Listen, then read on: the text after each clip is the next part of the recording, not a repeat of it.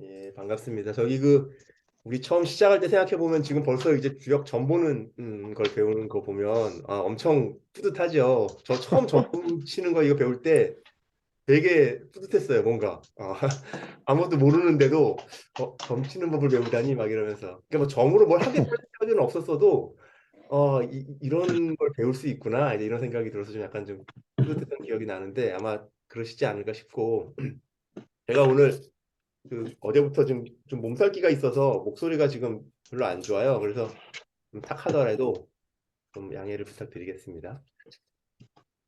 이제 오늘 우리가 이제 학기 말이면서 점치는 법을 같이 해볼 텐데 보통은 이제 두 학기 정도 끝나고 저희가 이걸 해보긴 했었거든요. 그 이유가 이제 점을 쳐서 이제 결과가 나오는데 너무 주역에 대해서 아는 게 없다 보니까 1학기 끝나고 나면 이제 16개 아는 거니까 그거 가지고는 점을 쳐가지고 나와서 내가 배운 거에 걸릴 확률이 25%밖에 안 되잖아요. 그래서 점을 봐봤자 네 번 중에 세 번은 모르는 얘기를 점 치는 게 될 확률이 높아서 이제 재미가 없을 거다 이런 생각도 있기도 하고 잘 모르기도 하고 그랬는데 다른 한편을 생각해 보면 점 치는 법을 배우면 좋은 게 저 같은 경우에는 점을 쳐보면 누구의 질문에 대해서 점을 치게 되고 그 질문에 대해서 이제 우리가 이 점괘를 얻잖아요. 효사를 얻는 건데 그러면은 무슨 괘에 무슨 효라는 걸 공부하게 돼요.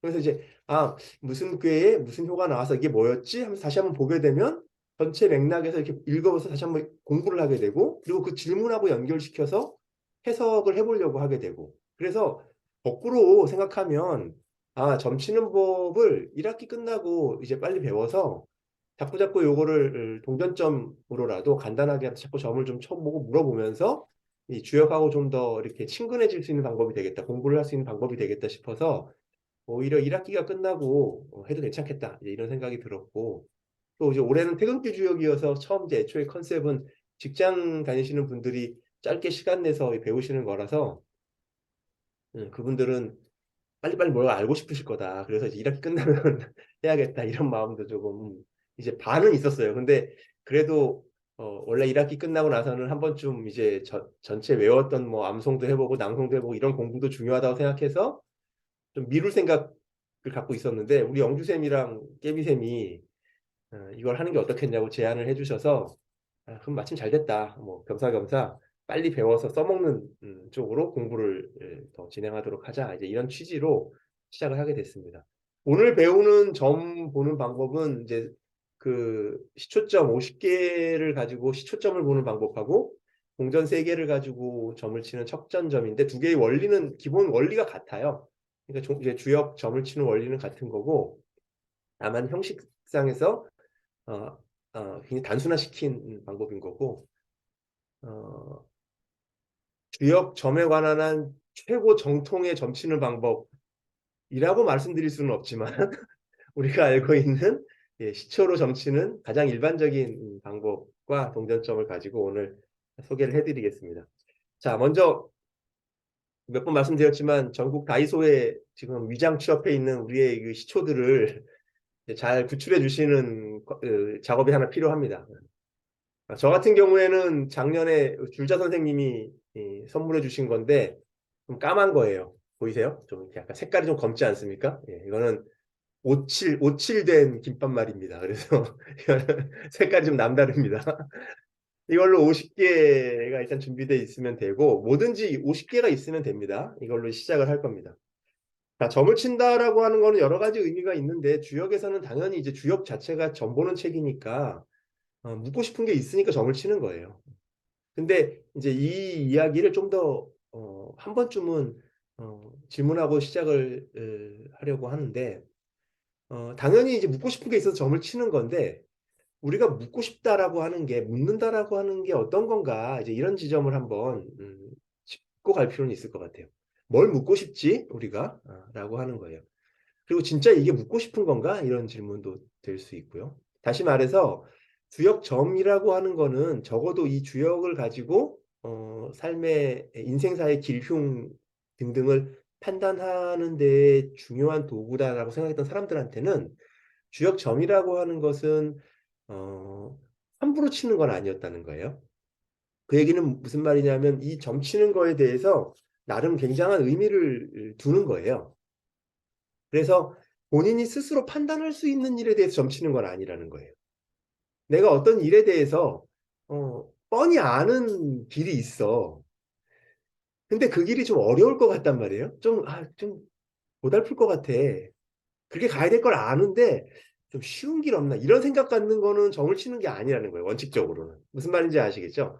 내가 가야 할 방향이 분명히 어딘지를 아는데 그거를 다시 한번 좀 더 쉬운 길이 없을까라고 묻는 건 이미 그 마음이 소인의 마음인 거고 그건 이미 묻는 사람의 마음이 아닌 거죠. 그래서 점을 칠 때 묻는다라고 하는 건 스스로 판단할 수 있는 일을 점치는 건 아니다. 이게 이제 그 물음에 중요한 거예요. 근데 이제 이거 제가 원론적인 차원에서 말씀을 드리는 거예요. 우리는 스스로 알 수 있는 것도 또 점을 쳐봐라. 정말 주역이 맞는지 자꾸 점을 쳐보고 자꾸 공부한다. 이게 우리가 하는 건데 이제 원론적인 차원에서 말씀을 드리는 겁니다. 그래서 자기가 판단할 수 있는 일에 대해서 점치지 않는다는 게 첫 번째고 연동돼서 같은 건데 이왕에 묻기로 했으면 진짜 답을 구하는 마음으로 점을 쳐야 돼요. 이 점을 치는 동안에는 그 질문을 굉장히 나한테서 화두처럼 꼭 가지고 점을 쳐야 됩니다.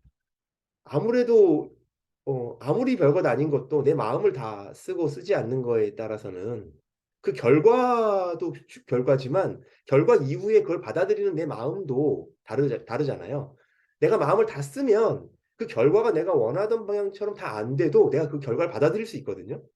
그렇기 때문에 질문을 해서 이 과정을 구하는 동안에 그 동안에도 이 마음을 다 그 질문 속에 오롯이 좀 담으면서 점을 치는 게 좋고 또 하나는 이게 좀 결정적인 건데 같은 질문으로 두 번 점치는 거 아니다라는 거예요.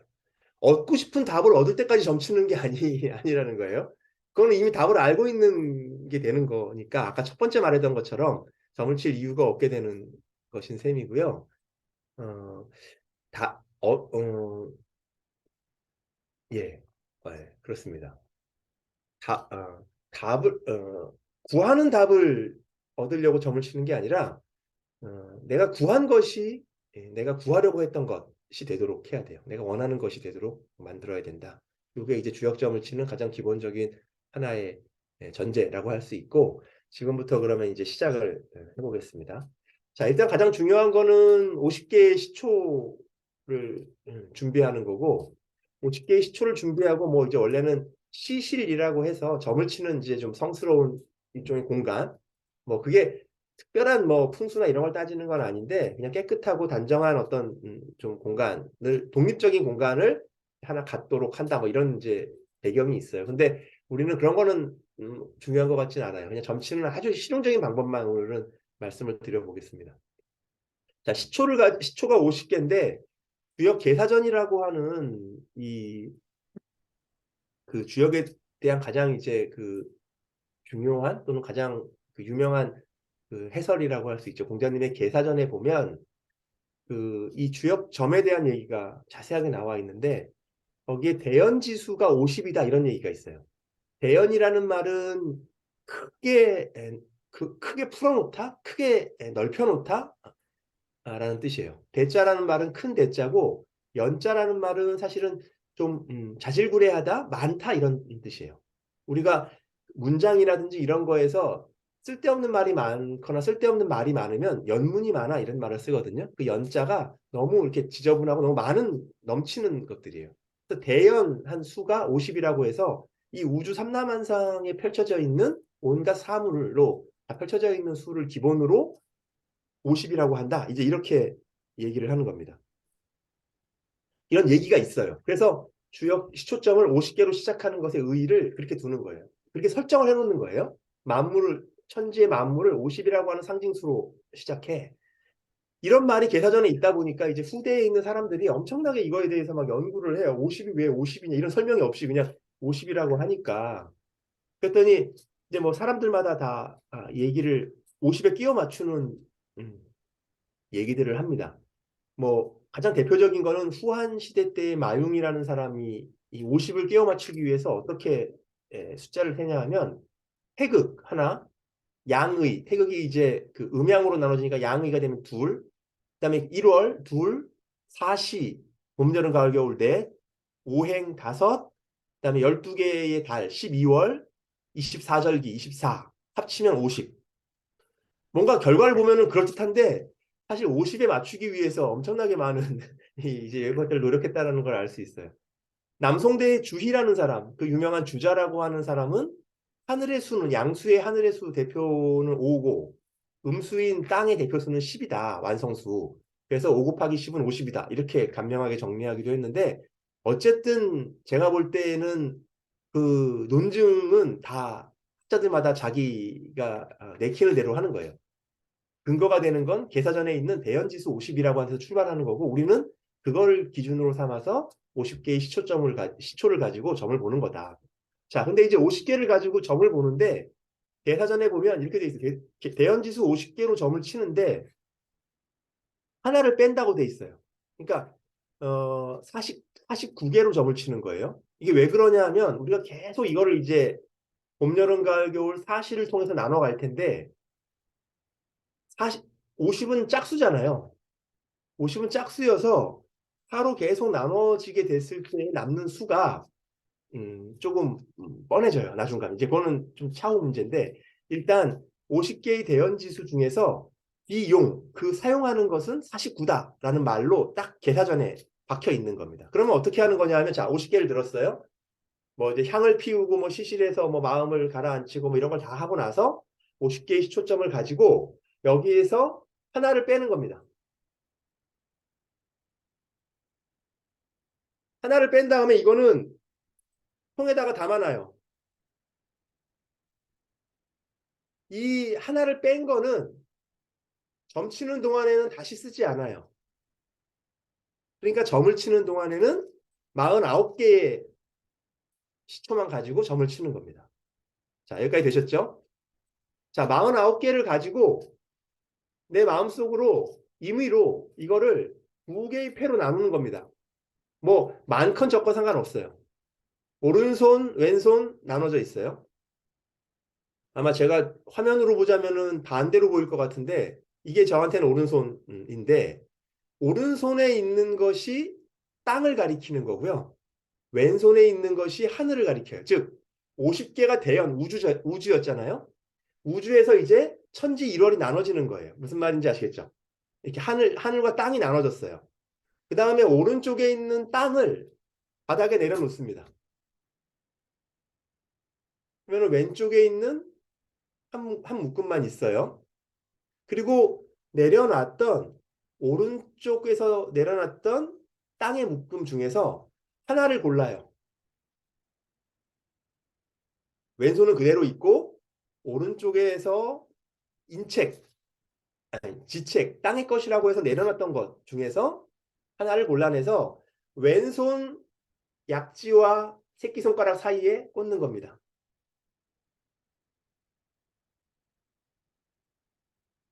자, 그러면 왼손에는 한 부더기와 새끼손가락과 약지 사이에 하나의 시초가 꽂혀 있는 게 되겠죠. 자, 이 상태에서 내가 왼손에 들고 있는 거를 봄, 여름, 가을, 겨울 사시로 아까 이제 1월이 나눠져 있고 요 꽂혀 있는 것을 인책이라 그래요. 왼손에 있었던 것이 하늘, 오른손에 있었던 묶음이 땅. 거기에서 땅에서부터 사람이 솟아나서 하나가 여기 새끼손가락으로 들어오는 겁니다. 그리고 왼손에 쥐고 있었던 하늘 묶음 중에서 하늘 묶음을 4개 단위로 내려놓는 거예요. 오른 땅에 내려놨던 거에 섞지 마시고 얘는 따로 4개씩 해서 한쪽에다가 4개씩 묶음을 떨쳐 놓는 겁니다. 4개씩 하다 보면 언젠가는 4개로 나눌 수 없는 때가 되죠. 그러면 몇 개가 남냐 하면 하나이거나 2개이거나 3개이거나 4개가 남는 때가 돼요. 맞죠? 저는 2개가 남았어요. 천천히 이제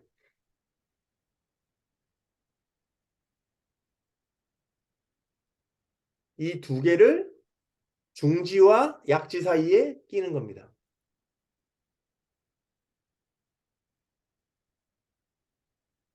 네 개가 남으면 네 개를 다 껴요? 예, 맞습니다.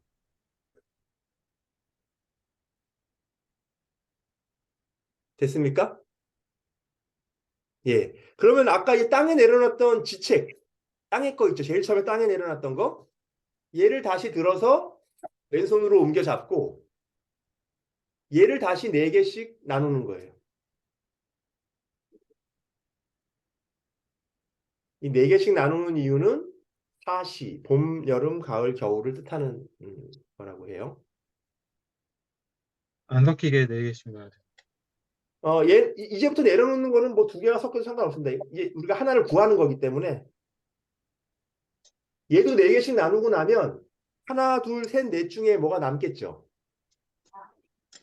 예, 얘를 나머지 검지와 중지 사이에다가 꽂는 겁니다. 그러면 내가 지금 왼손에 3가지 묶음으로 시초를 꽂고 있을 텐데 이 숫자가 5 아니면 9가 나왔으면 맞게 한 거예요. 저는 6이 나왔는데요. 뭔가 중간에 잘못하신 거고요. 이거는 지금 5 아니면 9가 나올 수밖에 없어요. 수가. 왜냐하면 이거는 뻔한 겁니다. 뻔한 숫자를 가지고 우리가 똑같은 숫자로 나눠서 남은 숫자를 합친 거기 때문에 남은 게 5 아니면 9로 나오게 돼 있어요. 자, 그러면 제가 제일 처음에 한 가지 빼먹었는데 종이 같은 걸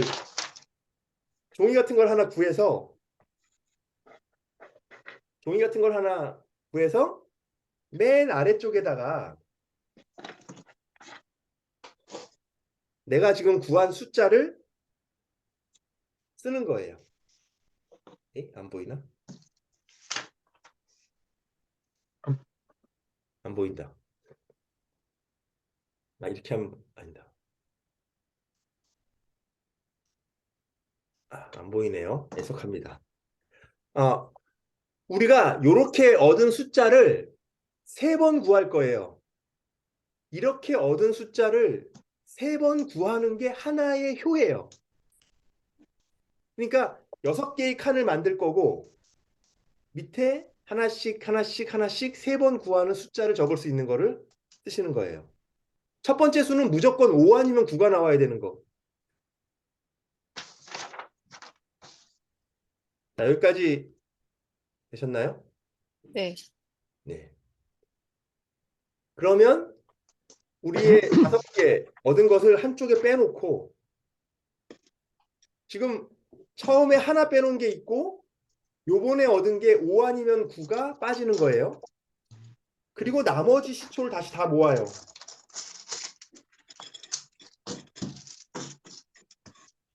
그리고 아까와 같은 방식으로 둘로 나누고 오른손에 들고 있는 지책, 땅에 해당되는 것을 땅에다 내려놓고 이 중에서 하나를 뽑아서 왼손 마지막에 꽂고 다시 왼손에 쥐고 있던 천책, 하늘의 수를 4개씩 세워나가는 겁니다.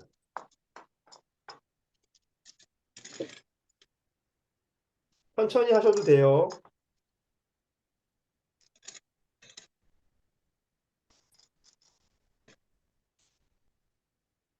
더 이상 나눌 데가 없어 가면 1, 2, 3, 4 중에서 숫자가 나오면 다시 약지와 중지 사이로 꽂고 바닥에 내려놨던 지책, 수를 들어서 다시 왼손에 옮겨쥐고 봄, 여름, 가을, 겨울, 사시로 나누는 겁니다.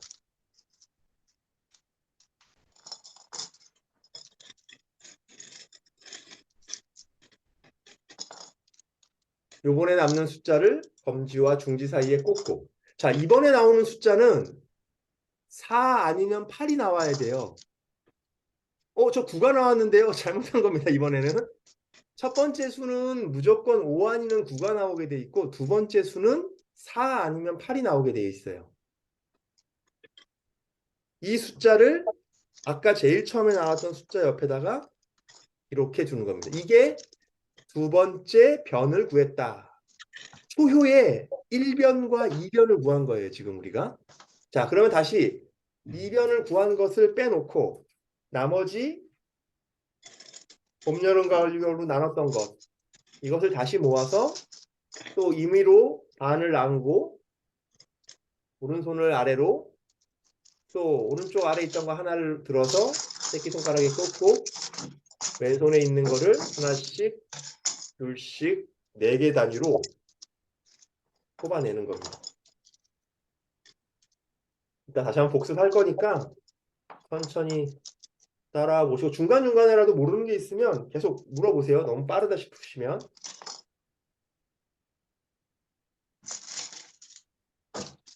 이렇게 해서 얻은 것은 중지와 약지 사이로 꽂고 다시 바닥에 있었던 지책 더미를 들어서 4개 단위로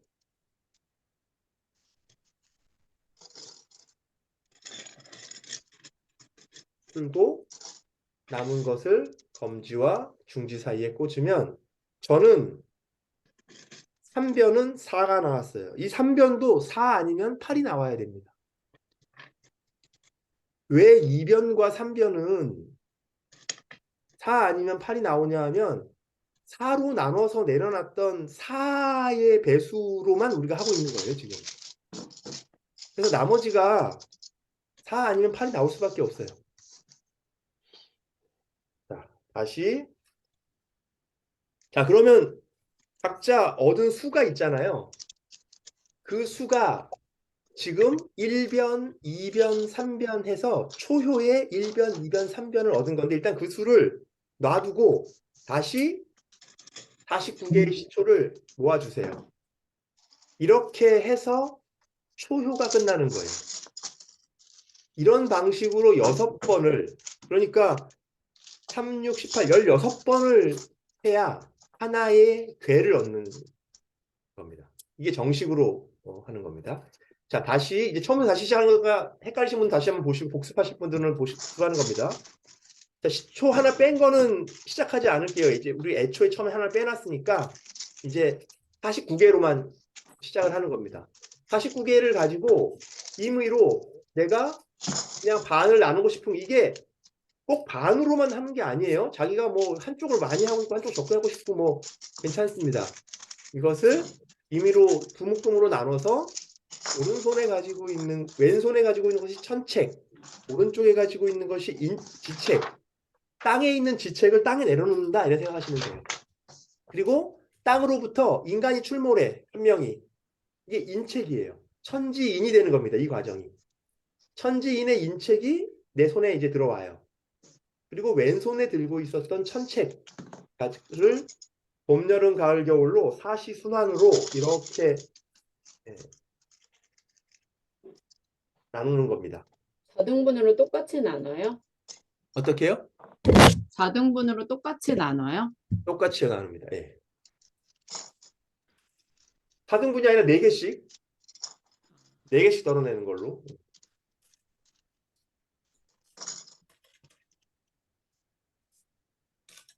저는 처음에 588이 나왔는데 그게 한 효가 된다는 얘기시죠? 맞습니다. 예, 맞습니다. 지금 이제 두 번째를 하면서 두 번째에 지금 1변을 얻고 있는 중입니다. 우리가 각자 이제 무슨 괴가 나올지 궁금해지는데 자, 두 번째 걸 얻었으면 역시 약지와 중지 사이에 꽂아주시고 지금 몇 개 나와야 돼요? 지금 2와 4 중에서 그럼 좀 잘못된 거 1, 2, 3, 4 중에서 나오면 됩니다. 아, 저 한 개 나와가지고. 아, 한 개 돼요. 나와도 되는 흔들어도- 거죠?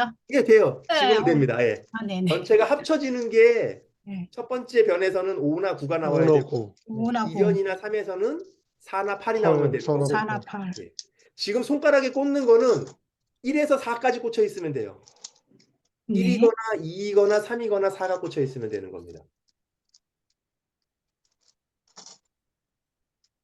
하고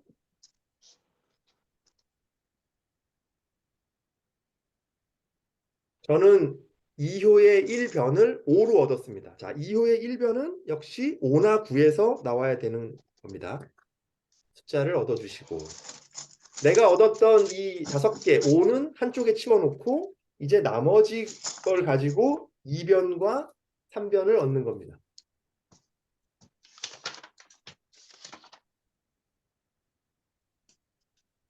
자, 준비가 되셨으면 역시 두 개로 나눠주시고 오른쪽에 있었던 지책을 바닥에 내려놓고 지책 중에서 하나를 인책으로 새끼손가락과 약지 사이에 꽂고 천책을 봄, 여름, 가을, 겨울로 나누어 나가기 시작합니다.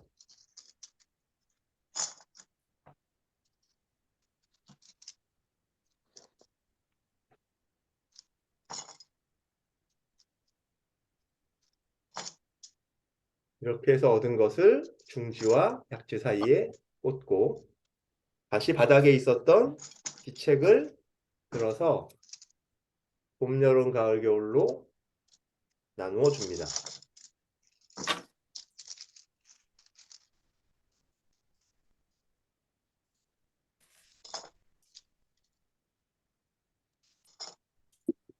이번에는 2변이기 때문에 4나 8이 나오면 맞는 거고요. 본인이 얻은 숫자를 기록해 주시고 이 얻은 4나 8의 시초는 다시 빼주시고 바닥에 내려놨던 4로 나누었던 것들만 다시 얻어서 세 번째 변을 얻는 겁니다. 하늘과 땅이 나눠지고 땅으로부터 사람이 태어나고 봄, 여름, 가을, 겨울 순환을 한다. 이런 의미라는 거예요. 주역에서 점을 보는 원리가.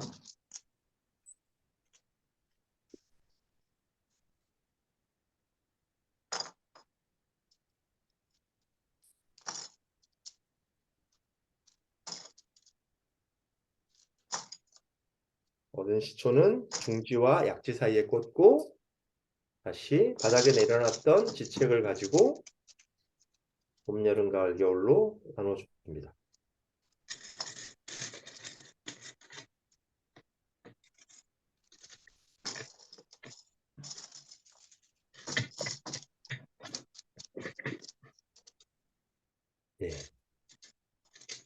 저는 이렇게 해서 두 번째 효를 얻었습니다. 자, 나오시는 숫자를 이렇게 하나씩 하나씩 기록하는 겁니다. 자, 이제 2호 얻은 거예요. 우리가. 근데 이게 이렇게 해서 한 번 하시고 나면 좀 이제 익숙해지실 건데 다시 이제 복습 차원에서 자, 다시 이제 처음부터 다시 시작하는 걸로 세 번째 효를 얻어볼게요. 자, 다시 이제 시작하겠습니다. 자, 50개를 다시 시작할게요. 50개의 시초가 있습니다. 50개의 시초라고 하는 것은 계사전에서 말하는 대연지수라고 해서 이 우주를 상징하는 숫자다. 근데 이 우주의 숫자에서 사용은 49개를 한다. 딱 그렇게 돼 있어요. 대연지수가 50이고 사용은 49다. 그래서 하나를 빼는 겁니다. 그래서 하나를 빼서 그 통에 담아놓고 이것은 점이 다 끝날 때까지 6효를 얻을 때까지 쓰지 않아요. 그러면 항상 점을 보는 것은 49개의 시초만 가지고 보는 건데 이 49개의 시초를 임의로 두 등분을 해요. 왼손은 하늘, 오른손은 땅. 땅은 아래로, 땅은 바닥에 내려놓는 건데 이 땅으로부터 사람이 만물이 태어난 거죠. 사람이 태어난다고 생각하고 하나가 나오는 겁니다. 이 하나가 내 새끼손가락에 걸려지는 거예요. 그리고 왼손에 쥐고 있던 이 하늘의 무리를 봄, 여름, 가을, 겨울로 운행시키는 겁니다. 4개씩 덜어 나가는 거예요.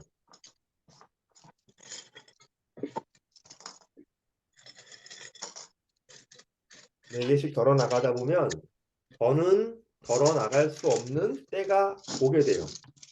그 숫자는 1이거나 2이거나 3이거나 4라는 거죠. 그렇게 나온 숫자를 내 약지와 중지에 꽂아주는 겁니다.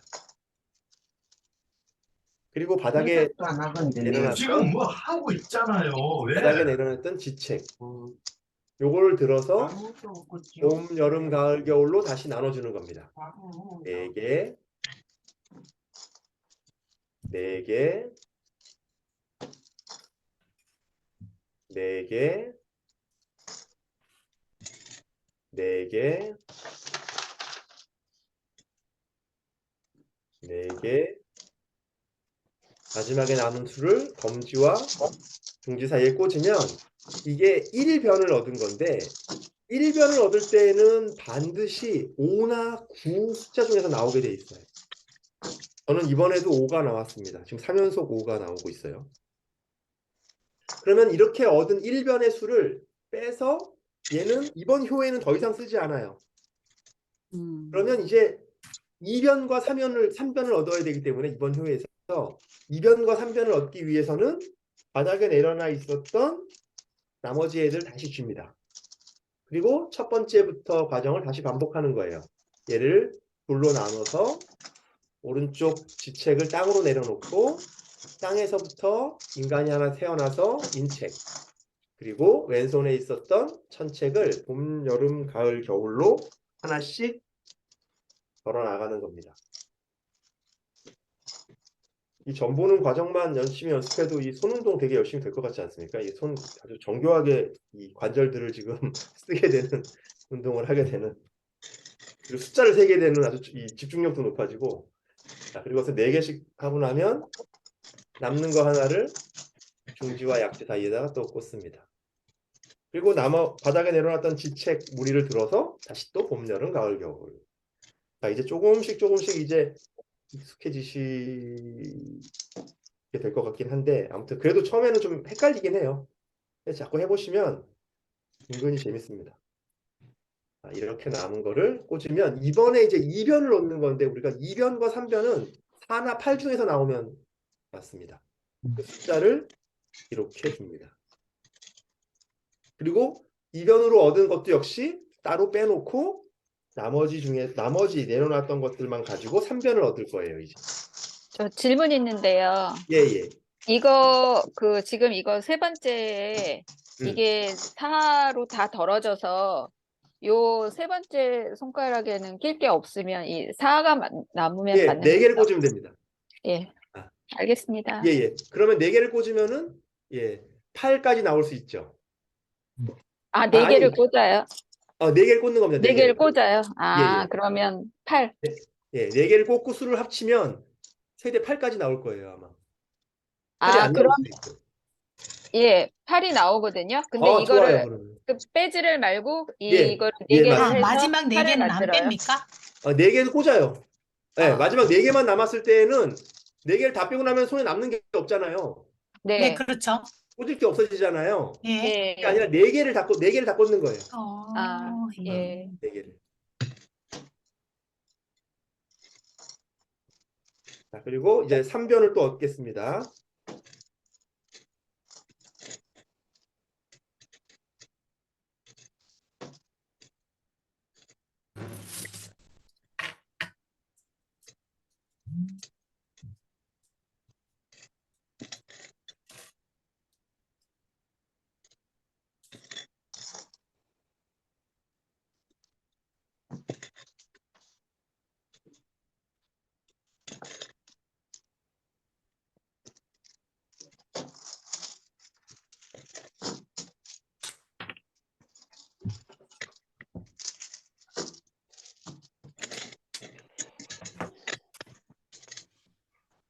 저는 세 번째 효를 얻었습니다.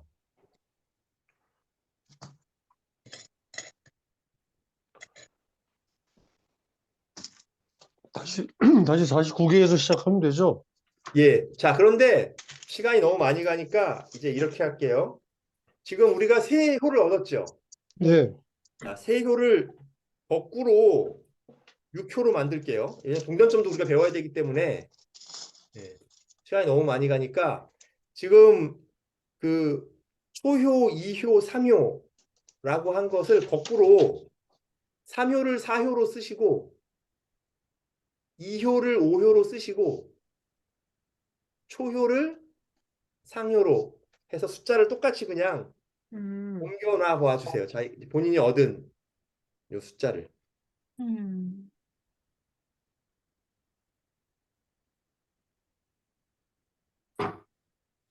아, 제가 초효를 4효로 하라 그랬나요? 초효를 4효로? 아, 그러면 안 돼요. 그러면 똑같은 궤가 나오니까 위아래가 네. 초효를 5효로 쓰고 초율 5유로. 예, 초효를 5효에다 쓰세요, 일단. 초효를 5효로. 5효에. 예. 그리고 2효를 상효에 쓰세요. 이유를 3효예요? 상효, 예, 6효. 아, 예. 6효. 아, 예, 이유를 6효. 3효. 예. 예. 그 다음에 3효를 4효에다가 3효를 사용. 예. 그렇게 한 다음에 이제 숫자를 다 각각의 3개씩 얻은 숫자들 있죠. 네. 예. 그 효의 숫자를 한번 더 해볼게요. 이제부터는 이 손이 필요한 게 아니라 덧셈 능력이 필요해요. 거기 숫자 얻었던 3개를 더할 수 있는 능력이 필요합니다. 이거 우습게 보시면 안 돼. 이거 여기서 많이 틀려요. 은근히 많이 틀립니다. 여기서. 32, 37. 아래 위로 따로 더하나요? 예? 줄줄이 따로. 더하는 거죠. 효끼리. 예, 각 변에. 그러니까 1변, 2변, 3변을 더하는 거예요. 5, 4, 8 뭐 이런 걸 더하는 겁니다. 예, 885 뭐 이렇게 예, 더해가지고. 맞습니다. 예. 예. 아, 오케이. 효의 숫자가 나오면 돼요. 각 효의 숫자가. 예.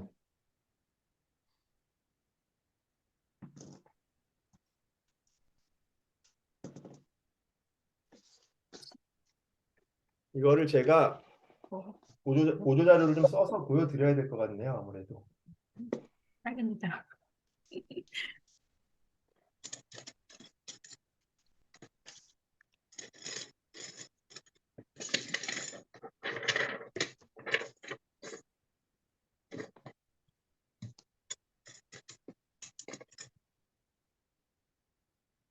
자, 우리가 지금 이제 숫자를 얻으셨어요. 제 거를 예로 들어볼게요. 제가 초효가 5, 8, 4, 2효가 5, 4, 8, 3효가 5, 4, 8. 그리고 아까 초효를 5효에 놓는다 그랬잖아요. 548. 예, 5, 8, 4가 되는 거고, 그다음에 2효를 상효에 놓는다 그랬으니까 5, 4, 8이 될 거고, 3효를 4효에 넣었으니까 5, 4, 8 이게 되겠죠? 그 다음에 이 숫자들을 더해 주는 거예요. 그 말씀 아시겠죠? 예. 그 효가 4하고 4가 나올 수도 있는 거죠. 효가? 네, 5, 4, 4 이런 식으로 나올 수 있는. 그렇죠. 예. 여기 지금 보면 여기 첫 번째 우리가 이거를 1변이라 그러는 거예요. 요쪽을 2변이라 그러는 거고 여기를 3변이라 그러는 거고 우리가 초효부터 2효, 3효, 4효, 5효, 상효를 하나씩 얻어 간 겁니다. 근데 1변은 5 아니면 9가 나오게 돼 있고 2변과 3변은 4 아니면 8이 나오게 돼 있는 거예요. 그래서 합치면 숫자가 17. 각자 자기 거 하셔야 돼요. 전 다 17이에요.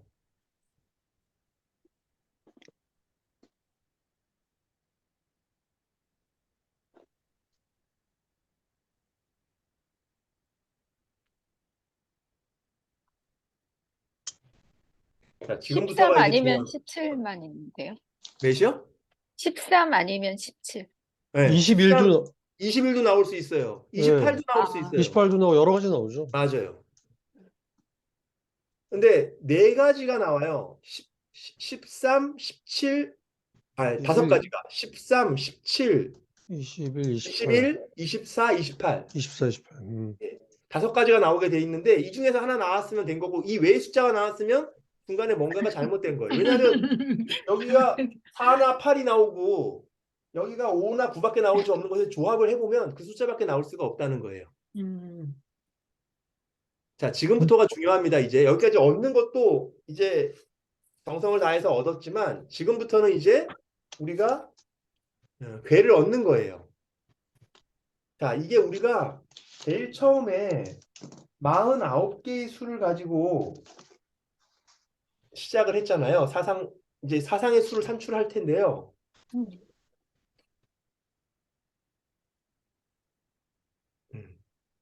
예. 우리가 49개의 수를 시작했는데 17개를 얻었어요. 17을. 그러면 실제로 17개가 아닌 나머지가 우리의 효가 되는 거거든요. 그러면은 몇입니까 이게? 32죠. 30, 2. 9번 위에 것 전부 17이기 때문에 계산이 쉽네요. 다 17이니까 전부 32죠.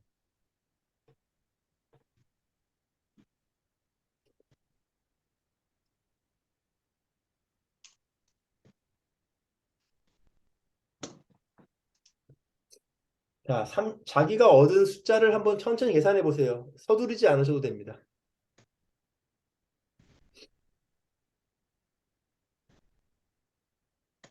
그 숫자가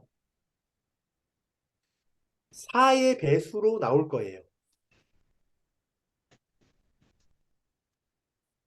저 같은 경우에는 어떻게 나온 거냐 하면 전부 다 지금 4, 8이 32니까 4 곱하기 8, 4로 나누면 다 8이에요.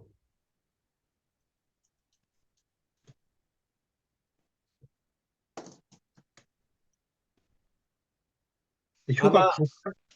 여기에 나오는 숫자는 6 아니면 7 아니면 8 아니면 9가 나오게 돼 있습니다.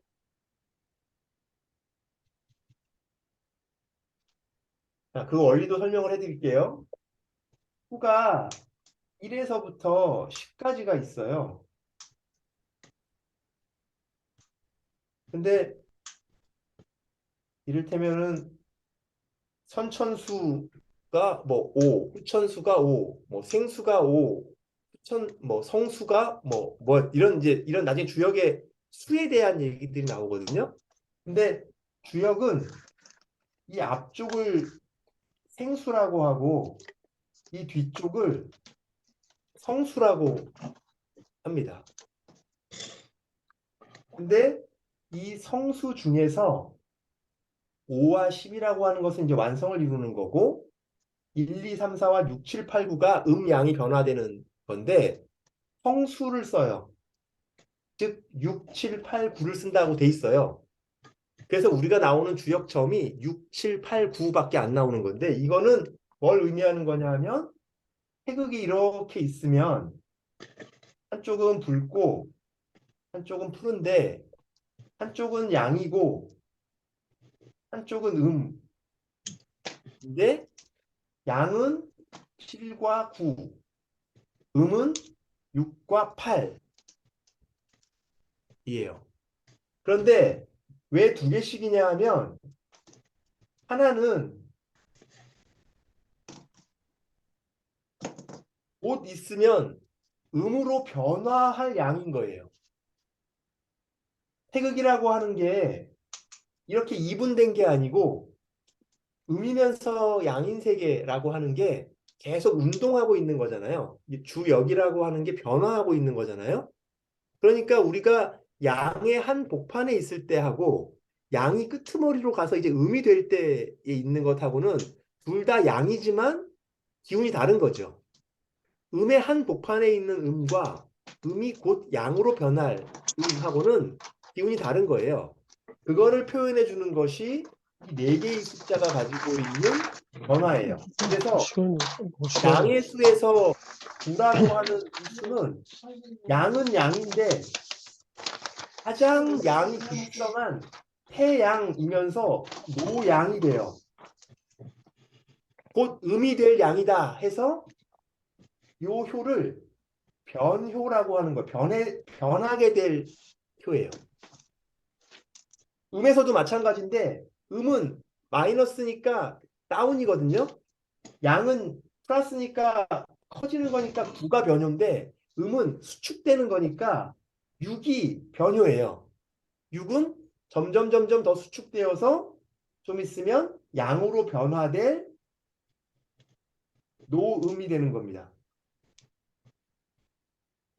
그래서 수가 나왔을 때 아까 다시 여기로 돌아오면요. 얻은 수가 6, 7, 8, 9 중에서 얻었다라고 하는 것은 뭐냐 하면 내가 음과 양을 얻었다는 거예요. 근데 제가 지금 얻은 건 뭐냐 하면 음을 얻은 거잖아요. 이게 무슨 꾀인지 아시죠? 음. 뭐지? 참. 제가 이 꾀를 얻은. 근데 저는 지금 여기에 6이나 9가 하나도 없잖아요. 변효가 하나도 없는 겁니다. 아. 이럴 때에는 이 곤꾀에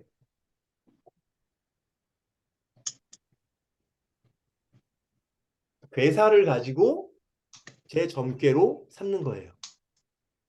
근데 만약에 제가 6개의 음효를 얻었는데 8, 8, 8, 6, 8, 6, 8, 8이었어도 곤꾀를 얻었겠죠. 음이니까. 그런데 이때 6이라고 하는 이 수는 같은 곤꾀이긴 하지만 변효잖아요. 이럴 때에는 저는 곤꾀의 괴사를 가지고 점괘를 얻는 것이 아니라 곤꾀의 사효로서 점괘를 얻는 거예요. 무슨 말인지 아시겠죠? 같은 곤꾀를 얻어도 변효를 얻으면 달라지는 거예요. 자, 그러면 제가 지금 이제 한번 여쭤볼게요. 최명재 선생님, 예, 혹시 그 숫자 얻으셨어요? 예, 저는 778877. 아래에서부터? 예, 그러면은 7, 7, 78877. 88, 77. 예. 우리가 이제 이거를 세 개만 하고 섞었기 때문에 아마 변화가 좀 더 적긴 할 텐데, 이렇게 되면 양효, 양효, 음효, 음효, 양효, 양효죠. 근데 역시 7788이니까 변효가 없죠. 예, 그러면 위에가 뭡니까? 명재쌤? 소성꾀로 손풍, 위에. 손, 손풍. 이게 풍이죠. 예, 손풍. 예. 예. 아래는 태, 태, 예. 태택, 그러면 태택, 이거는 풍택, 풍택, 풍태, 풍택 손- 중국괴. 예순 몇 번째 괴죠? 두 번째 괴인가요? 풍택 중국괴가? 하여튼 한참 뒤에 나오는 괴예요. 풍택 중국괴 이게 지금 68. 새가 날개를 편 것 같은 뭐 그런 음. 괴인데요. 이 풍택 중국괴를 얻으신 거예요. 명재쌤은 오늘. 근데 변효가 없으니까 괴사. 중국괴의 괴사 단사가 오늘 명재쌤이 얻으신 점사가 되는 겁니다. 무슨 말인지 아시겠죠? 지을쌤 나왔어요? 점괘? 못 나왔어요. 못 나왔어.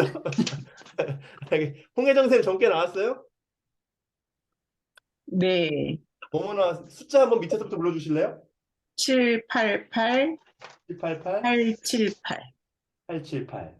이렇게 되면 양효, 음효, 음효, 음효, 양효, 음효가 되죠. 그러면 위아래로 괴를 얻는다고 치면 위에는 수, 수, 산, 수, 밑에는 진, 진,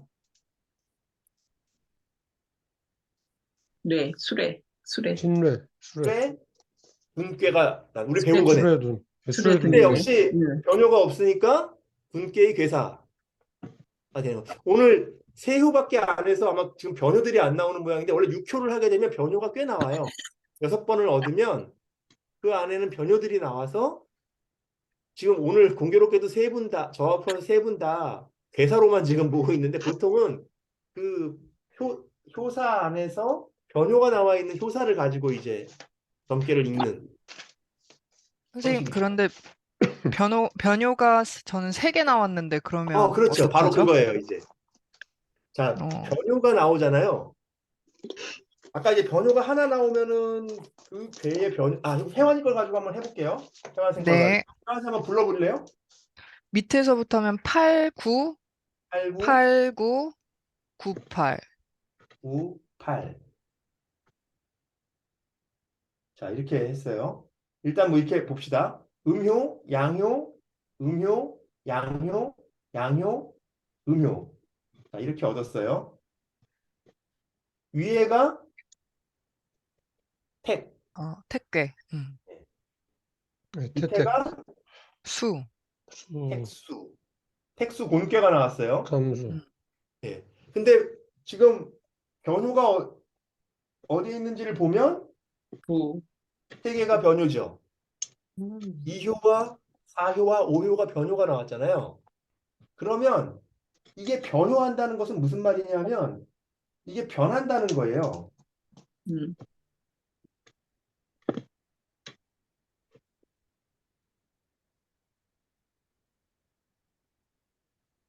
그러면 이게 무슨 꾀로 변합니까, 지금? 중지곤이요.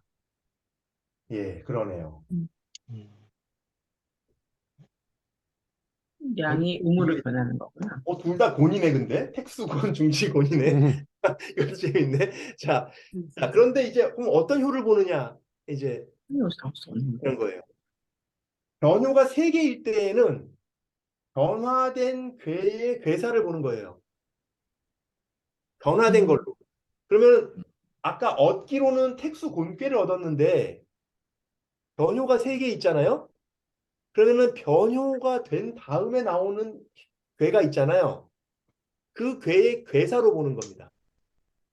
자, 그런데 지금 얘가 이거를 우리가 2개만 나왔다고 치잔 말이에요. 아까 2개만 변화했다라고 치면 아, 변했어. 좀 달라지겠죠. 이게 중지분께가 나오는 게 아니고 2개만 맞나요? 여전히 중지공개인데요, 쌤. 맞아요. 여전히 중지 공개인데 더 잘 됐어요. 이렇게 저 깜짝 놀라서 처음에 지금 뭐지 이게 싶었는데 예, 여전히 중지 공개가 나왔어요. 근데 2개가 나왔잖아요. 원래대로 하면 이게 택수 곤개죠. 2개의 변효가 있을 땐 원래 내가 봤던 거 이게 좀 변화해서 중지 곤개가 되는 거잖아요. 변효가 생겨서 변효가 아니었으면은 택수 곤개였는데 변화가 돼서 중지 곤개가 된 거잖아요. 아까도 마찬가지지만 아까는 3개가 변화해서 됐기 때문에 변화된 것의 괴사를 받고 이번에는 2개가 변화되는 거일 때에는 본괴에서 보는 거예요. 3개로 변한다는 것은 이미 다른 괴가 됐다라고 본다는 뜻이에요. 쉽게 말하면은. 주역에서 변괴라고 하는 것은 변해간다는 뜻인데 음양이 6개 중에서 3개가 변화했다는 것은 이미 다른 괴로 바뀌는 때가 됐다라고 하는 뜻에서 보기 때문에 3개가 변화하는 것은 변화된 괴의 괴사를 보는 거고 이렇게 됐을 때에는 아직까지 변하게 되지 않는 끝물이거든요. 그러면 내가 본래 가지고 있었던 거에 변효 중에서 위에 있었던 상효의 괴사를 가지고 전개를 보는 거예요.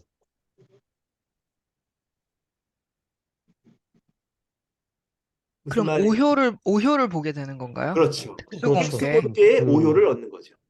만약에 한 개만 변할 때는 하나를 변할 때는 그 효. 그 효를 보는 거죠. 그 변효를 보는 거죠. 2개가 문제가 되는 거예요. 항상 3개가 되면 바뀐 네. 거고 음. 4개가 돼도 바뀐 거에서 상효를 보면 되는 거예요. 자, 그러면 이 응용 문제를 내볼게요. 혹시 변효 4개 나온 분 있어요? 없어요? 그럼 그냥 만들어 볼게요.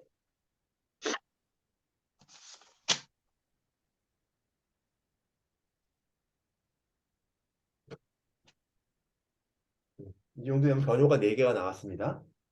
자, 양효, 음효, 음효, 양효, 음효, 양효. 이런 괴를 얻었어요, 우리가. 위에는 무슨 괴입니까? 화. 밑에는 진, 래. 활회. 활의 진. 활의 진께를 얻었어요. 6699. 4개니까 아예 변해버리니까. 이거는 지금 하나, 둘, 셋, 네 개가 돼서 변화가 된단 말이에요. 음효로 되고, 양효가 되고, 양효가 되고, 음효가 돼. 자, 아예 변한 걸 써볼까요? 택산. 택, 택산. 택. 산이 산. 되는데요. 감산. 택산, 산, 3개가 되는 거죠. 네, 택산. 함께. 그러면 이미 4개의 변효가 됐다라고 하는 건 택산 택산으로 1개가 보라는 됐어요. 얘기고. 자, 그러면 여기서는 어떤 걸 보는 거냐 하면 4개의 변효로 이미 바뀌었잖아요. 그러면 변하지 택산. 않은 2개가 있죠. 7. 변하지 않은 2개 중에서 상효를 가지고 본다 이렇게 돼 있어요. 예? 택산 1개의 사효를 가지고 보는 거예요. 무슨 말인지 아시겠어요? 이 원리는 그 영주쌤이 나눠주신 그 프린터에 보면 점괘를 보는 거는 그걸 보면 돼요. 근데 이게 사람에 따라서 2개의 변효가 있을 2개의 경우에 위에 걸 보냐 아래 걸 보냐라고 하는 거에서 약간의 이견이 있지만 우리는 그냥 위에 걸 기준으로 볼게요. 그 2개가 변효가 나올 땐 위에 걸 기준으로 보지만 아래 걸 참고한다라고 돼 있어요. 아래 거를 나올 때에도 아래 거를 보고 위를 참고해요. 무슨 말이냐면 변효가 2개일 때 아까 해완 같은 경우에 2개가 나왔다고 치면 획수 곤께의 5효를 기본으로 보되 2효를 참고한다 이렇게 된다고. 자, 이 괴의 변효라고 하는 게 왜 들어오냐 하면 주역이라고 하는 게 고정되어 있는 어떤 때의 값을 얻는 게 아니라 그 때가 어떤 때로부터 오고 있는 라는 거 하나랑 이 때가 어느 때로 가고 있는 거냐라고 하는 과정 속에서 내가 지금 이걸 얻고 있는 거거든요. 근데 내가 지금 그 한복판에 있는 경우일 수도 있고 내가 여기에서 가고 있는 경우일 수도 있는 거예요. 그래서 이러한 경우까지를 포함해서 효사를 얻게 하는 방식의 괴이기 때문에 여기에 양이라고 돼 있는 기본적인 괴의 이 특징, 괴를 얻는 것 위에 변효까지가 포함되어서 우리가 점사를 얻게 되는 거다. 그 원리를 일단 좀 이해해 주시면 될 것 같아요.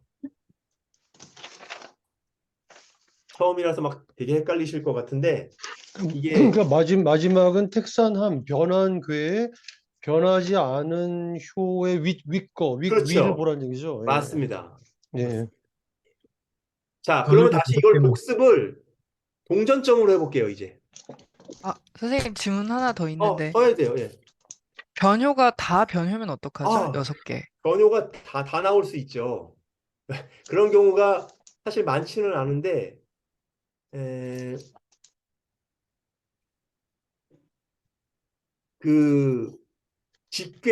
변화된 괴에 괴사로 점친다라고 돼 있어요. 일단. 그러니까 6개가 다 변하면 다 변했잖아요. 그 괴에 효사가 쓸 수 있는 게 없으니까 그 괴사를 가지고 보는 거예요. 그런데 예외가 있어요. 2가지가. 건괴와 곤괴가 직계로 나왔을 때 변화했더니 건이 나오거나 곤괴가 나올 때 이 경우는 딱 2가지밖에 없어요. 건괴를 얻었는데 전부 변효야. 곤괴를 얻었는데 전부 변효야. 이렇게 나올 때밖에 없죠. 이때는 뭘 쓰는 거냐 하면 우리가 첫 번째 건괴와 곤괴를 배울 때 효사 6개를 배웠는데 용육이라는 걸 배웠어요. 예. 그걸 여기서 쓰는 거예요. 그러니까 건괴가 전부 변효가 나왔을 때 직괴가 전부 변효가 나왔을 때에는 바뀌잖아요. 그때에 그 바뀐 효의 단사를 써야 되는 건데 이때는 단사를 쓰지 않고 그 건괴와 곤괴의 용구와 용육을 갖다가 쓴다. 이렇게 돼 있어요. 여기 변효가 프린트에 다 보면 바뀌면은- 직괴라고 돼 있는 거는 그럼 변한 거를 네, 맞습니다. 직괴가 직괴라고 이제 간다라는 거예요. 그렇게 이제 지향한다, 간다라는 거예요. 예. 자, 자, 똑같은 이제 궤를 얻는 것은 똑같기 때문에 그 궤를 얻는 그 보는 게 지금 헷갈리기 때문에 이걸 복습하는 것을 동전점으로 이제 마무리를 하면서 배워볼게요. 자, 동전 3개를 준비해 보겠습니다.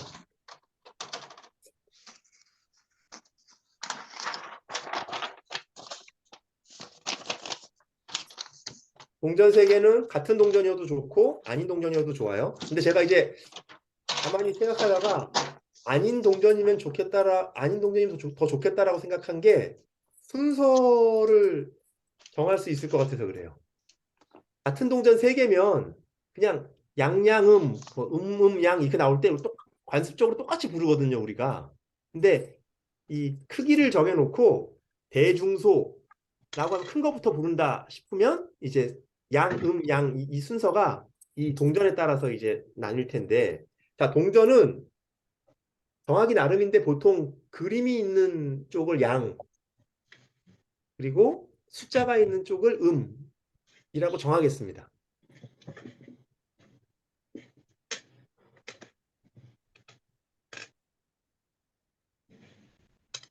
아무리 동전으로 치는 거지만 의식은 똑같아요. 경건한 마음으로, 2번 묻지 않는 마음으로. 군자는 점을 치지 않는다, 그런 유명한 말이 있거든요. 그 얘기는 군자는 자기가 질문을 구해서 얻을 수 있는 한 그 질문에 대해서 얻은 대로 행하는 사람이라는 뜻이 될 거예요. 근데 반대로 점을 치고 군자처럼 행동할 수는 있어요. 그 얘기는 점을 쳐서 얻는 것을 토달지 않고 행하는 거예요. 그 두 마음을 갖지 않고.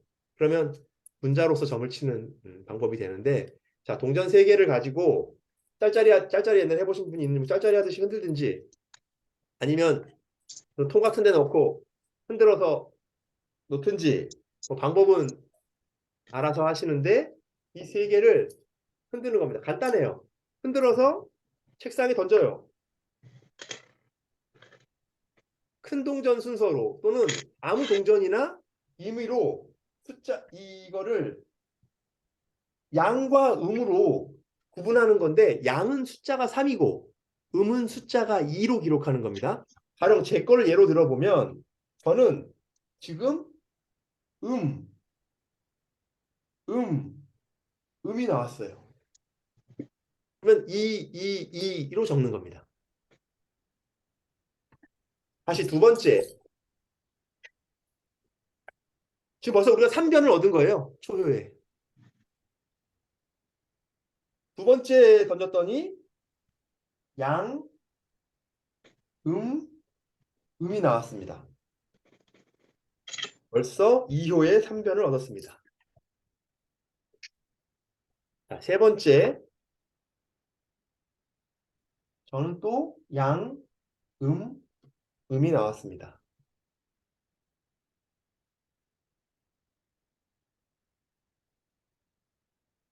4번째. 또 음이 나왔습니다.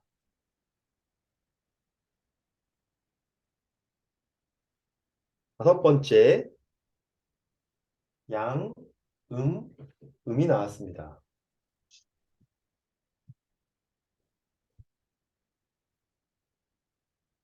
6번째. 음이 나왔습니다. 저는 이렇게 나왔고, 이 숫자를 합치면 돼요. 6, 7, 7, 7, 7, 7.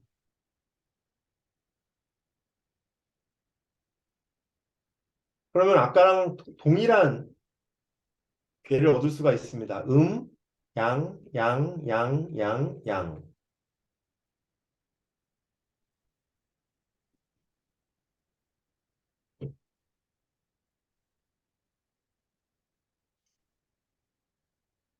천풍9궤를 얻었네요. 근데 저는 변효가 하나 있다 보니까 천풍9궤의 초효를 제 점사로 얻은 겁니다. 너무 간단하죠? 네.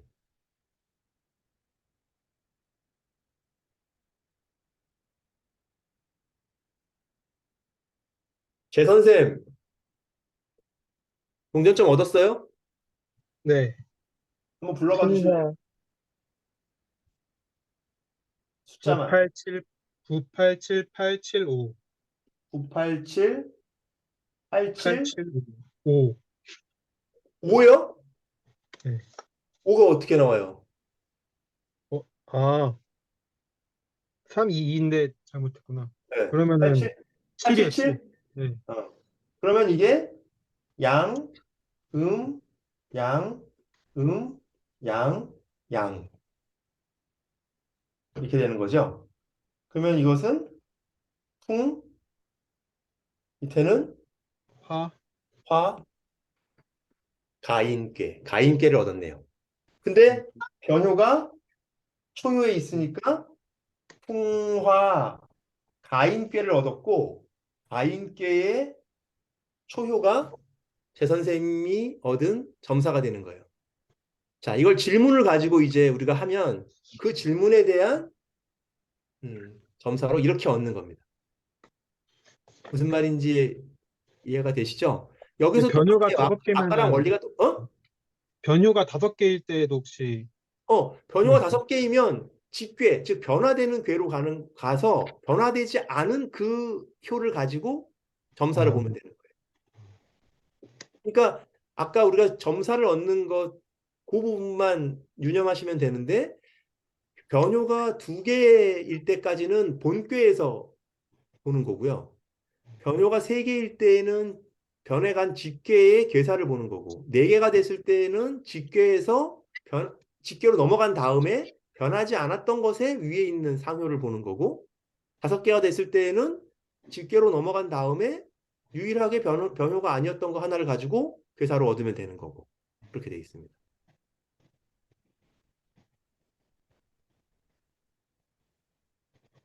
뭔가 무거워진 것 같은 기분은 제 기분 탓인가요? 뭐 이렇게 동전점이 너무 쉬워서 어. 동전점만 볼 것 같아요. 동전점이 진짜 맞아요. 간단해요. 이게 정말로 이게 간명하게 볼 수 있는 점이 더군다나 변효까지 나와주기 때문에 이거 참고로 말씀드릴게요. 제가 제일 첫 시간인가 그 말씀 드렸잖아요. 양효와 음효가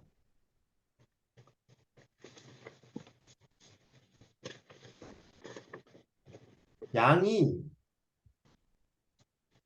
음은 갈라진 짝대기 2개, 양은 짝대기 1개이지만 이거를 산으로 보라고 말씀을 드렸잖아요.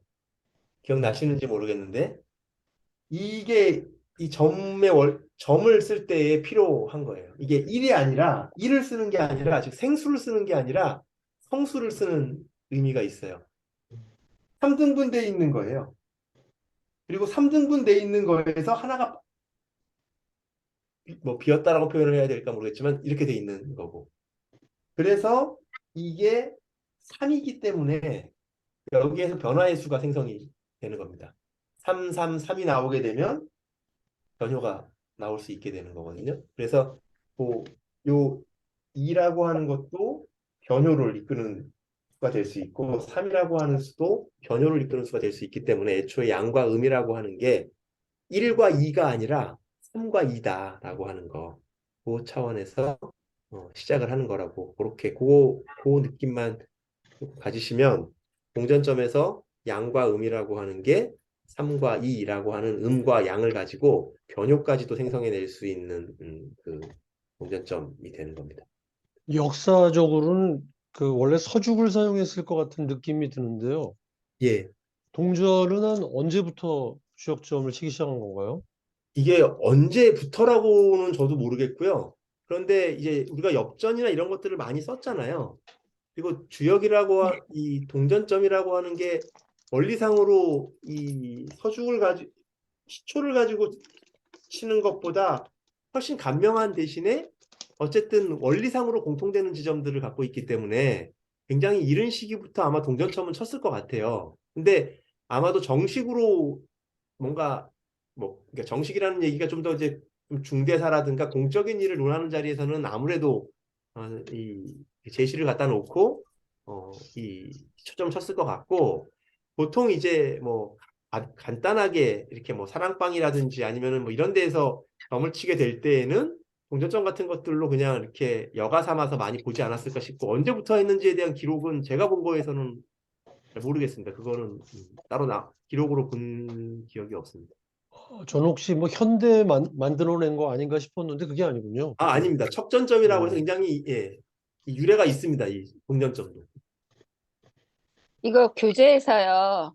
예. 교재에서 젊게 읽기에서 이제 3번 같은 경우에 보면 아까 그 선생님 말씀하셨을 때는 음. 그 이제 변효가 2개인 경우에 상효를 주로 하고 하효를 참고로 한다고 말씀하셨던 것 같은데 여기는 예. 반대로 돼 있잖아요. 예, 그게 반대가 돼 있는 경우들이 있어요.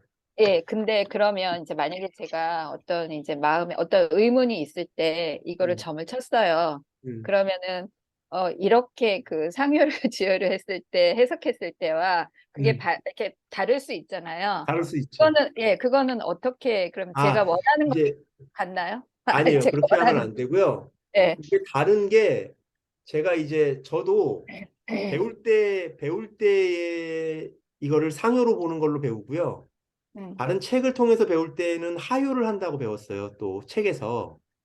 근데 오늘 아까 이제 영주쌤이 나눠준 거에는 상효로 본다고 돼 있지 않았었나요? 반대였나요? 지금 하요로 본다. 하효를 주요로 상효를 참고로 한다고 돼 있고 괄호 열고 상효를 주요로 하효를 참고로 보기도 한다. 이렇게 돼 있어요. 예. 이게 제가 이제 그 작년에 강의를 할 때에 하효를 주요로 하고 상효를 참고로 본다라고 했었어요. 근데 올해 저는 오히려 영주쌤이 오늘 아침에 저한테 프린트를 하나 주셔서 그 영주쌤 프린트에 맞춰가지고 말씀을 드린 거예요. 근데 이제 이게 차이가 있어요. 책마다 그 어떤 책에서는 상효를 두효가 변효가 나왔을 때가 항상 문제가 되는 건데 변효가 5개, 4개일 때에는 문제가 안 돼요. 그건 다 동일하더라고요. 근데 상효로 보느냐 하효로 보느냐에서 본께를 볼 때, 즉 변효가 2개만 나왔을 때 얘가 이제 어떤 데에서는 상효로 보느냐 어떤 데에서는 하효를 보느냐가 문제가 되는데요. 애초에 내가 그 중에 하나를 정해야 돼요. 근데 나온 걸 가지고 본다는 게 아니고 그 사람마다 조금씩 다른 건 이유가 있어요. 제가 생각할 때는 이런 거예요. 이걸 이제 하효를 기준으로 보는 입장에서 보자면 주역의 효라고 하는 것이 아래에서부터 위로 자라나는 거잖아요. 그러니까 아래에 있는 것을 기준으로 해서 위에 쪽으로 나아가는 것을 참고로 한다. 이제 이렇게 보는 게 본계를 기준으로 볼 때에는. 근데 변효가 4개일 때는 직계이기 때문에 이미 변한 거기 때문에 그때는 상효를 보는 거다. 이렇게 볼 수 있어요. 그래서 본궤에서는 하효를 보고 직궤에서는 상효를 보는 것은 그런 의미일 것이다라고 추측해 볼 수 있거든요. 근데 또 그걸 다 무시하고 점괘라고 하는 것은 본궤든 직궤든 위의 것을 기준으로 본다. 이렇게 놓고 아예 어차피 얻은 점괘를 보는 것이기 때문에 직궤든 본궤든 상효를 기준으로 위에 있는 것을 기준으로 본다. 이렇게 보는 그 시선이 있는 거라고 생각이 돼요. 그래서 이 2개가 제가 볼 때는 기존에 있었던 주역 뭐 개사전이라든지 원래의 주역 텍스트 안에서 이걸 해결할 수 있는 방법은 없고 다만 주역을 공부하시는 분들이 주역이라고 하는 책을 내가 이해할 때에는 이러이러한 측면에서 보는 게 좀 더 합리적인 것 같다라고 보시는 쪽에서 선택을 하실 문제이지 않을까 싶어요. 그래서 제가 오늘은 저는 이제 오히려 저는 하효를 기준으로 한다라고 보는데 오늘은 영주쌤이 아침에 저한테 주신 프린트에서는 상효를 기준으로 본다고 돼 있는 프린터로 주셔서 헷갈리실까 봐 그게 다 나가신 거라고 생각을 해서 그걸 기준으로 본다고 일단 말씀을 드린 거고 나중에 이제 좀 시간이 지나고 나면 다시 한번 말씀을 드릴 생각이었어요. 안 그래도 지금 이제 그 점괘를 보는 문제는 그런 2개의 차이가 좀 있을 수 있는데 그렇다고 해서 나오는 걸 가지고 그 다음에 보는 거는 말이 안 되고 보기 전에 나는 애초에 직궤가 나오든 본궤로 보든 직궤로 보든 다 상효로 보겠다라고 하든가 아니면 본궤로 볼 때에는 하효를 기준으로 해서 상효를 참고로 하고 직궤를 보게 될 때에는 상효를 기준으로 보고 하효를 참고로 하겠다라고 해서 딱 정하고 점을 보시면 되는 문제라고 생각합니다. 자, 어쨌든 처음 배우는 점이어서 지금 벌써 이제 동전점까지 오고 나면 처음에 했던 거 다 까먹잖아요. 이제 어떻게 하는지. 근데 이거 근데 한 번 해두고 나면 한 예, 저도 처음에는 되게 낯설고 헷갈렸던 것 같은데 한 두어 번 정도 점괘를 얻어보면서 이걸 해보고 나면 그다음에는 조금 익더라고요. 그래서 그다음에는 점 보기 전에 한번 슬쩍 참고만 해봐도 아, 대충 어떤 원리로 되는 거다라고 하는 거를 알 수 있어서 그렇게 이제 몇 번 해보시면은 이게 4등분 하는 거고 막 이런 거라서 딱 나오는 숫자가 정해져 있고 하는 거라서 또 의외로 아, 이게 뻔한 원리였네 이렇게 또 아실 수도 있을. 그 제가 척전점은 동전을 그 투척한다, 던진다는 거로 이해가 가는데요. 예, 예. 시초는 그게 무슨 뜻입니까? 시초점 할 이게 때? 원래는 갈대예요, 선생님.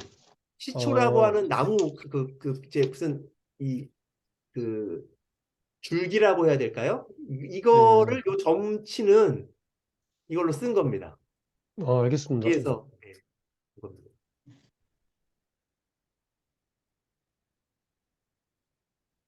저 질문이 하나 더 있는데 예, 그냥 예. 제가 여기 이제 이 더운 나라 살다 보니까 여기는 사계절이 아니잖아요. 음, 이제 건기하고 우기, 아니 물론 음. 이제 약간 다 조금씩 예, 조금씩 예. 달라지긴 하는데 아까 이거를 왜 이렇게 뺄 때 4개씩 사계절로 예, 이제 예, 예. 생각을 하면서 뺀다고 했는데 음, 이게 뭐 예전에 이제 이게 저쪽 그 사계절이 있는 나라에서 이렇게 생긴 거니까 음. 이거는 뭐 그냥 그 원리로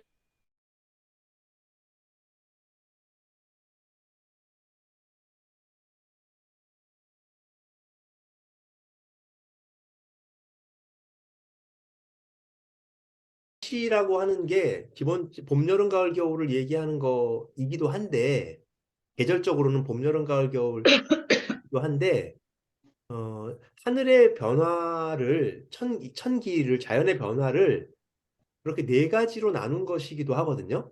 그러니까 이제 굉장히 덥기만 한 나라들이나 굉장히 춥기만 한 나라들에서 보자면 사계절이 엄밀하지 않고 또 되게 쏠려 있으니까 그게 안 맞지 않나 이렇게 생각할 수도 있는데 어쨌든 그것도 천기는 계속 변하고 있는 거이잖아요. 짧더라도 어쨌든 간에 그 변화가 있는 거고 네, 하는 맞아요. 거라서 네. 원리상으로 보자면은 저는 그거는 같은 거라고 봐요. 근데 이제 말씀하신 것처럼 고대 중국에서 이 주역의 원리를 응용해서 하늘의 기운과 이런 것들을 가지고 인생사의 어떤 그 기흉과 흥망성쇠를 같이 견주어 보려고 했던 사람들에게 이 극단적인 기후 상황이 염두에 뒀을까라고 생각을 해보면 분명히 아닐 것은 맞지만 근데 그 원리상으로 보자면 어쨌든 봄, 여름, 가을, 겨울이라고 하는 우리 현행으로 일어나고 있는 봄, 여름, 가을, 겨울이 아니라 이 운기의 계절, 운기의 변화 이거를 상징으로 한 거고 그것이 현상으로 드러난 게 봄, 여름, 가을, 겨울이라는 계절이기 때문에 원리상으로 보자면 가능하다라고 말씀드릴 수 있을 것 같아요. 알겠습니다. 저도 질문이 있는데 시초점 볼 때요. 예, 처음에 하나 빼고 시작하지 않습니까? 예, 예. 그럼 애초에 50개 가지고 할 이유가 하나도 없는 것 같은 게 그냥 49개로 시작을 해도 뭐 아무 상관이 없는 거잖아요. 예, 맞습니다. 왜 50이라고 정했을까요? 50이라고 하는 그래서 이제 아까도 처음에 말씀드렸지만 50이라고 하는 이 숫자에 대한 게 그냥, 예, 이게 사실은 확정이 안 된 거긴 해요. 그렇게 전해지는 말에 이제 그 계사전이라고 하는 텍스트에 그렇게 정해져 있거든요. 근데 이것도 보월 선생님 같은 경우에는 왜 50이냐는 거예요. 예를 들면은 1, 2, 3, 4, 5, 6, 7, 8, 9, 10을 합치면 55인데 왜 50이냐? 도올 선생님은 어떻게 상상하시던가 하면 50 UO 뒤에 UO 5가 더 붙는다. 50 더하기 5 대연지수는 50 UO에서 뒤에 있는 게 빠진 게 아닐까? 뭐 사라진 이렇게 추측하시기도 해요. 그러니까 50이라는 숫자가 절대적으로 꼭 그래야만 된다는 이유가 없다라는 말을 하신 거거든요. 그게. 근데 어쨌든 우리에게 전해지기로는 50이라고 하는 숫자로 전해지다 보니까 사람들이 50이라고 하는 것에 대해서 어떻게 이 우주나 뭐 이런 것들이 50과 관련이 있는가를 상상적으로 막 맞춘 거예요. 아까 말한 것처럼 그 태극과 실전에서는 사실 49개만 가지고 하면 되는데 예예 어떤 그냥 개념적인 일종의 뭐 리추얼이라고 할까? 예. 그러니까 의식적으로 50이라는 숫자를 꼭 맞추고 싶어서 50개를 쥐고 시작한다는 그런 의미로 전 이해가 가는군요. 그러니까 실전에서는 그냥 49개 손에 쥐고서 시작하면 되지 않습니까, 사실. 맞습니다. 실전에서 49개만 있으면은 점 보는 거는 가능한데 근데 또 이런 거죠. 이 그 우주의 원리적인 차원에서 접근해 보면 아까 이제 이게 두 개로 나눠지면서 양, 뭐 하늘과 땅 이렇게 나눠진다 그랬잖아요. 그러면 하늘과 땅이 나눠지기 전에 이게 지금 우주잖아요. 우주가 하늘과 땅이 되려면 뭐가 있어야 되냐 하면 이 하나가 빠진다는 게 무슨 의미냐 하면 태극이에요. 즉 50, 이게 49에서 그냥 시작하는 게 아니고 태극은 그냥 뭔가 거기서 뭔가가 시작이 되는 뭔가가 있어야 이게 만물이 만들어지는 거라는 거죠. 그것을 상징하는 거예요, 하나가. 그러니까 이 하나가 빠진다는 게 실제로 쓰는 건 49지만 이 하나가 빠짐으로써 49가 운동할 수 있게 된다. 이런 의미가 있는 거예요. 이 철학적으로는 요 안에 이 안에서는. 그래서 요 하나를 태극으로 주의 같은 사람은 그렇게 보는 겁니다. 이걸 태극으로 보아서 이 태극이 빠지면 이제 양의가 움직이는 거예요. 음과 양이라고 하는 것이 막 이제 한 번 음하고 한 번 양하는 것이 생기면서 천지가 나뉘어지고 이런 식으로 이제 이 점을 보는 과정 자체가 하나의 우주가 움직이는 이 과정을 설명하는 것으로 하나의 드라마로 이렇게 쭉 보는 겁니다. 그러니까 요 하나가 장자식으로 말하면 무용의 용이죠. 이게 쓸모 없는데 요거로 나머지 49개가 움직이게 되는 하나의 지도리가 되는 그런 셈이기도 하다고 말할 수 있을 것 같아요.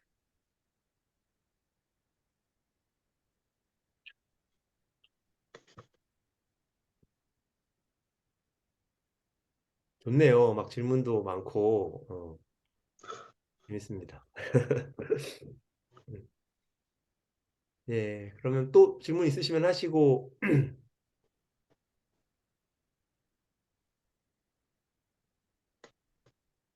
지금 시간이 지나서 잘 안 되는지 모르겠는데 아까 그거 뽑은 것 중에 하나를 해석을 해주시면 안 돼요?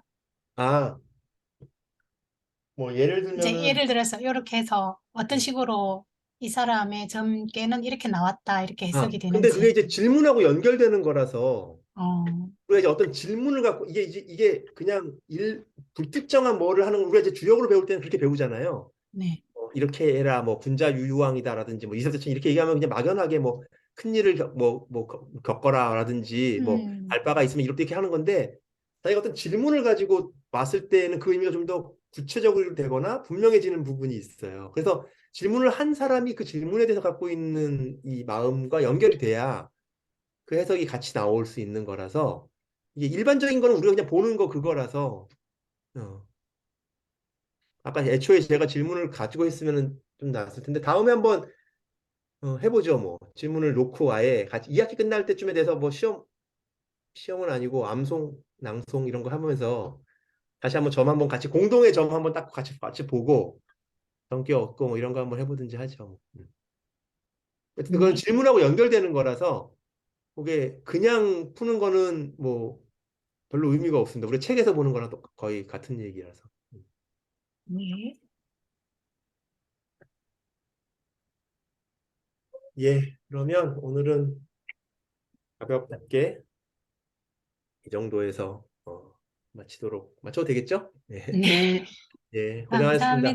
다음 감사합니다. 주 한 주 쉬시고 감사합니다. 예, 다다음 주에 또 건강하게 뵙겠습니다.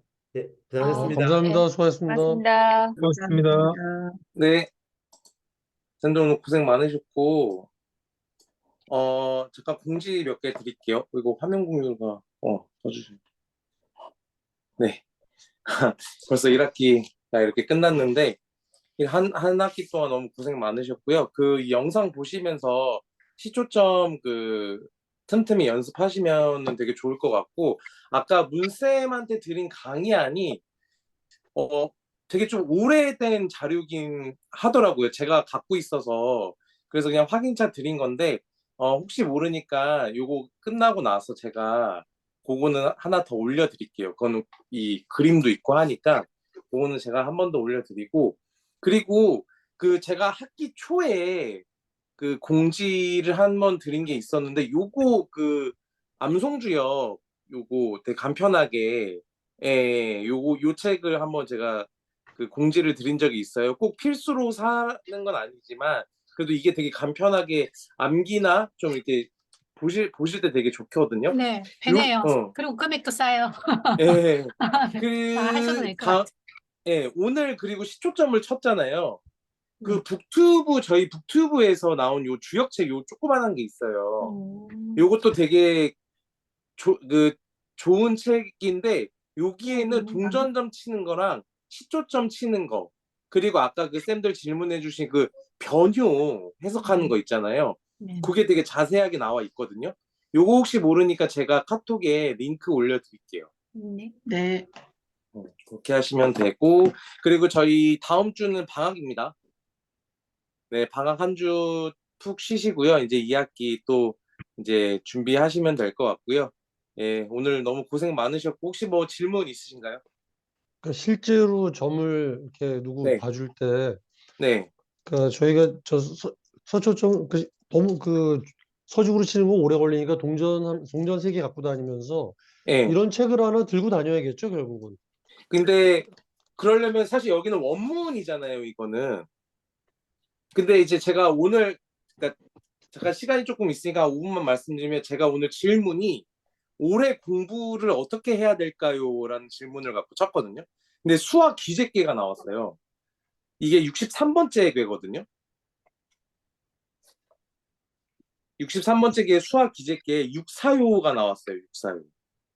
근데 이게 이 책이 좋기는 한데 원문으로만 되어 있잖아요. 6사요 유유인여 종일계. 배에 물이 스며들며 젖으니 헌옷가지를 마련하고 종일토록 경계하는 것이다. 이렇게만 나와 있잖아요. 그러니까 누군가한테 점을 봐주려면은 이거를 해석을 해줘야 되는 부분이잖아요. 그러니까 그렇죠. 이제 원문만으로는 좀 그렇고, 이제 이거를 완전히 이제 해석 자체를 할 수 있을 만한 공부를 해야 되겠죠. 그냥 이렇게만 점사가 육사요가 유유인여 종일계가 나왔네 이렇게 해버리면은 아무런 해석이 안 되니까. 그래서 저는 요즘에 이 암기 주역 64개 있잖아요. 네. 이거를 강의를 들으면서 여기다가 다 써놓고 있거든요. 그 아, 선생님이 강의해 주는 거. 그래서 나중에 실제 실전에서 사용할 때는 딱 나오면 이것만 보는 게 아니라 여기에 일일이 선생님이 해석해 주신 걸 내용을 써놨기 때문에 그래야도 이제 그 정의천 주역을 들고 다닐 수는 없잖아요. 너무 그쵸. 커가지고. 그래서 그래서 어깨가. 맞아요. 또 질문 있으세요? 질문은 없고요. 어디더라? 우리가 올리잖아요. 수업하고 나서.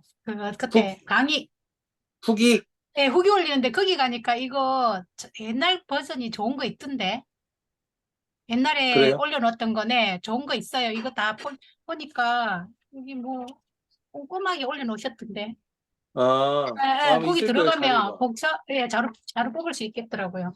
네. 네네네. 제가 한번 참고해 볼게요. 그거는. 네네. 얼마 안 됐던데. 네. 또 질문 있으세요? 그러면 영재 네. 선생님 오늘 나온 거 네. 어떻게 해석했어요? 그러니까 이 본인은 기재계가 완성의 때거든요. 음.